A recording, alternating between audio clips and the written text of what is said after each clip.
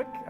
I'll run my finger across the edge here, and you can see all the cards flying by. And whenever you like, you just call out the word stop, please. Stop, right there, for example. Now, if you could remember this card, okay? And I'll use two other cards to find your selection. In this case, for example, those two, a black 8 and a 9. And now let's first see how a really bad magician would do that, okay? Somebody who hasn't had much practice. You would just spread all those cards and then put the two cards somewhere in the deck, and he would say, well, now your card is somewhere between those two cards. Well, it's not so impressive, considering that almost the whole deck is between those two cards.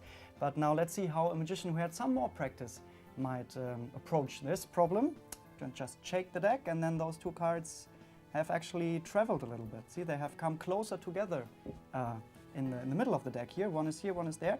And now I would still say, now your card is between those two. Well, it's better, but maybe we can still go one step further, because there are still quite a few cards between those.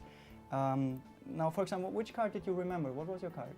Six of clubs. Six of clubs, okay. So I just try that again, give the deck a little shake. And I think by now we should have located exactly one card and one card only, and that happens to be precisely the six of clubs.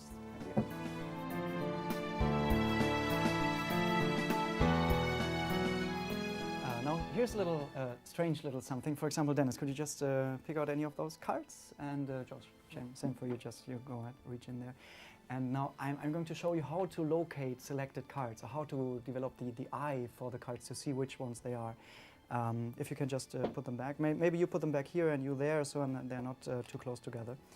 Now usually when you had those two cards lost in the deck and the deck shuffled, there's no way to know exactly which cards were chosen, right?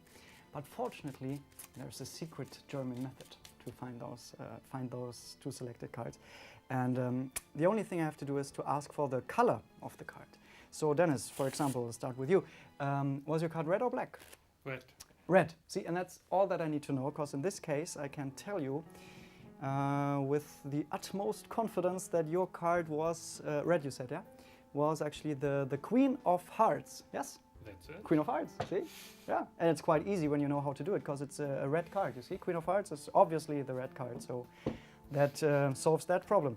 Now, Josh, in your case, more difficult, you must have selected a black card then, right? A black card. But I think if I just develop the right gaze for that, I think I may tell you, yeah, you got the Four of Spades, is that right? Yeah, right. Yeah, because it's the black card, you see? Four of Spades.